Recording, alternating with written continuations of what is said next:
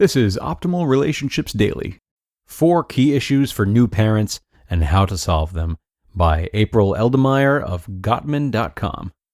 Hello, everybody. I am Greg Audino, and welcome back to the show that is all about your relationships. Good, bad, and getting better if we're doing our jobs right. Parenting posts are usually scheduled towards the end of the week, which we are at. And if you're a new parent or you know someone who is, listen up, because this episode will show you what to do during the difficult times that lie ahead, of which there's never any shortage. So, let's hear it and start optimizing your life.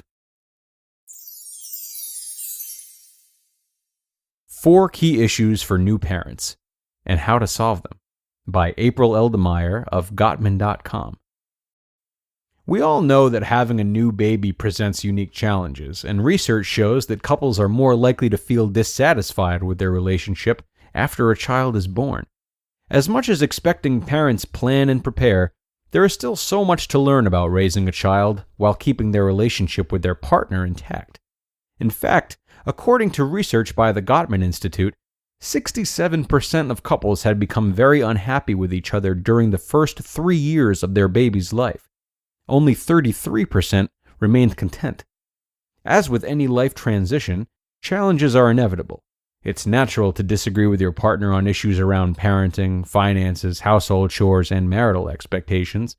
But as overwhelming as that sounds, it is possible to reach a solution that everyone is happy with. Different parenting styles. Differences in parenting styles are a growing cause of concern in marriage, and issues can arise between couples even before they bring their new baby home if there is no established sense of unity and connectedness in place. Perhaps your partner is in favor of sticking to a strict parenting routine, while you prefer to be more lax. Maybe you disagree on how to hold or change the baby. Whatever the issue, it can become a source of tension in your relationship, particularly if the problem is brought up repeatedly with an inability to see eye to eye. Learning how to handle stress and conflict effectively in order to understand each other more clearly and reach compromise is essential. For example, through empathetic listening, you might realize that your partner wants to develop a routine so that everyone sleeps better. Once you understand their views and needs, you could compromise by creating a schedule that works for both of you. Communicating effectively is key, so be sure to schedule some time to discuss parenting. Incorporate a daily stress-reducing conversation and a weekly State of the Union meeting. Even just 10 minutes a day of quality FaceTime can drastically increase a couple's friendship and intimacy. When you and your partner disagree on parenting styles, it's a sign that you both feel strongly about what's best for the baby, which is not at all a bad thing, and couples counseling can help you focus on these positive intentions. Changes in intimacy. Research shows that fewer than 20% of couples return to sexual activity in the first month after childbirth, and many couples can face problems with physical exhaustion, low drive, and the competing demands of their new baby when they do decide to start having sex again. New moms struggle with hormonal shifts, body changes, recovering from childbirth, and issues like postpartum depression that can significantly reduce their desire for sex after birth. While intimacy is an important part of sustaining healthy relationships, it's really important to create a situation that both partners feel comfortable with.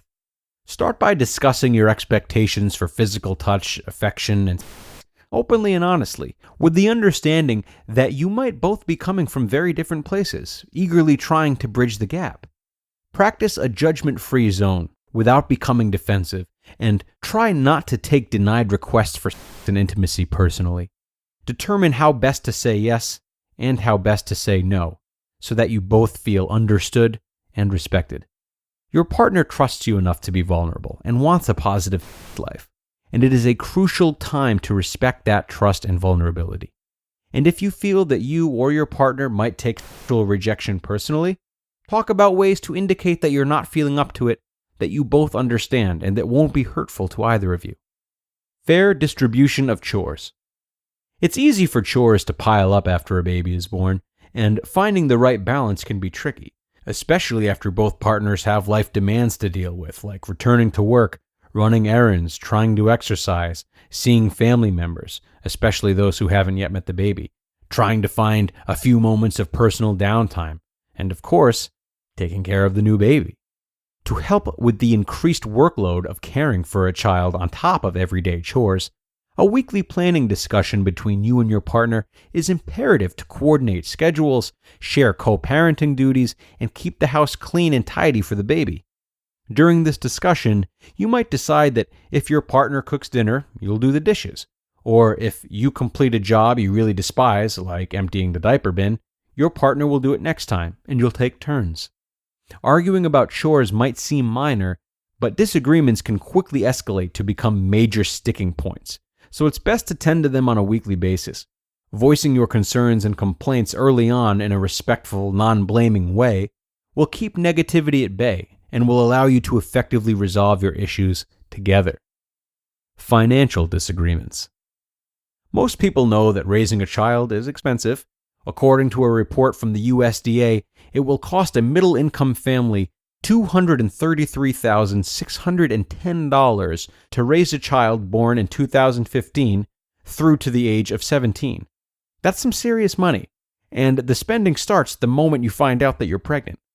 This can put a lot of strain on your relationship, particularly if one partner is a big spender while the other prefers to save and be frugal. Try sitting down together to create a financial plan for the year. This should include budgets for groceries, clothes, bills, utilities, medical care, prescriptions, and other essentials, as well as plans for college savings, family vacations, and larger purchases.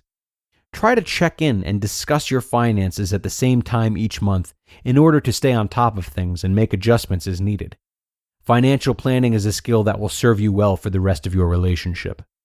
If you can address each of these issues as part of an overall parenting plan, then you can reduce the amount of stress you and your partner will experience while adapting to the life of being new parents. The two of you are a team, and while raising a child is a big challenge, you have each other's backs. Stick to the plans you've made, and remember that despite the pressures of parenting, your relationship can still be a wellspring of trust, love, and devotion.